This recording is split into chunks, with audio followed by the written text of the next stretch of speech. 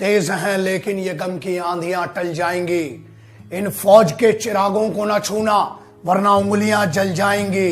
तुम्हें छोड़ देते हैं मेरे सिपाही भाई, बस एक शर्त पर, घर आ गए अपनी पर तो मिला देंगे तेरी हस्ती को गर्त पर।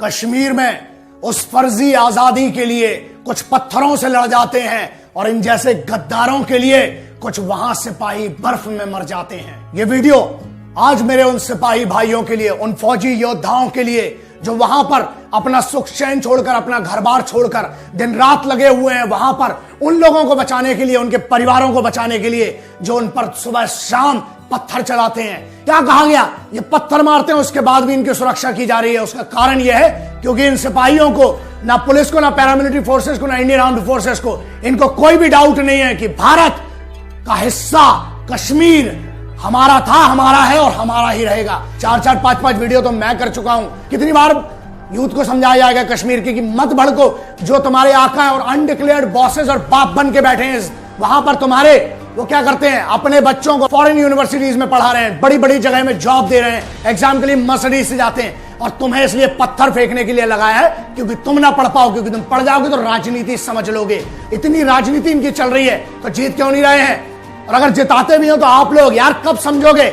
जब तुम्हारी हस्ती मिट जाएगी, जब कश्मीर मिट जाएगा तब आप समझोगे। क्या आपकी जिम्मेदारी है समझने के लिए कि आपको हर बार बरगलाया जा रहा है, आपके हाथ में पत्थर दिया जा रहा है और खुद की औलादों के हाथ में आईपैड दिया जा रहा है? अब तो समझ जाओ।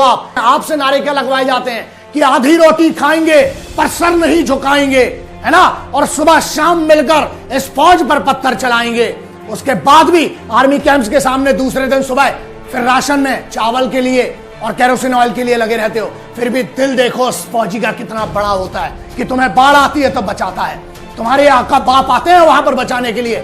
जब अभी कल रात को जब वो गर्भवती महिला वहां अस्पताल से लौट रही थी, आपको तो इंसिडेंट भी नहीं पता होगा क्योंकि मीडिया में कुछ ऐसे गद्दार मीडिया वाले बैठे हुए हैं जो यहां की खाते हैं, हमारी रोटी खाकर अपने आका, बाजू वाले देश और अपने बापों की खाते हैं। इन गद्दारों को मैसेज दूंगा आखिरी में बहुत क्लियर। शिकारे वाले को कौन सी आजादी, सब्जी बेचने वाले को कौन सी आजादी, फल बेचने वाले को कौन सी आजादी, मजदूर के लिए कौन सी आजादी? पता नहीं किस आजादी के लिए लड़ते रहते हो जो तुम्हारे आकाओं ने बताई है, जिनने तुम्हें प्लांट किया वो तुम्हें आजादी, गलत आजादी बताते हैं। यार इस हिंदुस्तान में जी रहे हो इसलिए खुली सांस लेने का, और यहां तुम्हारे प्रोटेक्शन के लिए तेरी फौज है। तुम्हें पता है 3 लोग बर्फ में दबकर मरे हैं, एक जेसीओ थे और 2 एनसीओ थे, मरे हैं तुम्हारे लिए बटालिक सेक्टर में बर्फबारी में। 6 दिन बाद उनकी लाश मिल रही है। क्यों मरे हैं?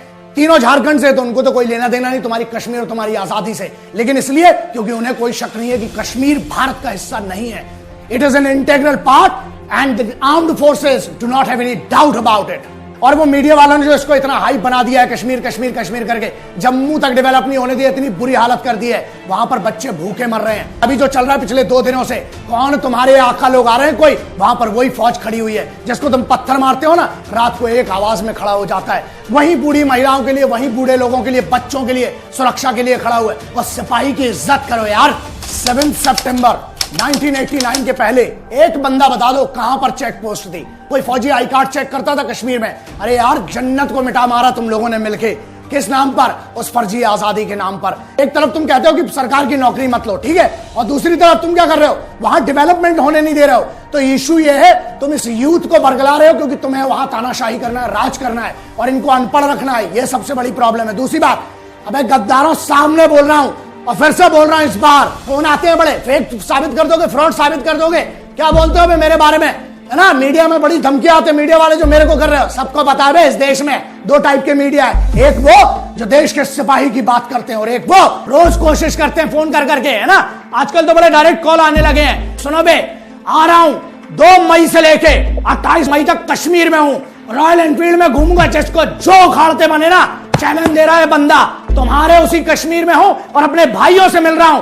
और मैं देखना जितना होगा मेरे से मिलो जिसको कोई डाउट है यार आजादी के बारे में। हम इस देश को मिलकर बेहतर बनाएंगे यूथ के लिए। यू आर माय ब्रदर्स, मेरे को कोई डाउट नहीं है, इसलिए आ रहा हूं तुम्हारे लिए। और जितने ये बैठे ना गद्दार मीडिया वाले और उधर जम्मू के गद्दार जितने जम्मू कश्मीर में, डेट बता रहा हूं और सबको पता चल जाएगा, होर्डिंग देख लेना।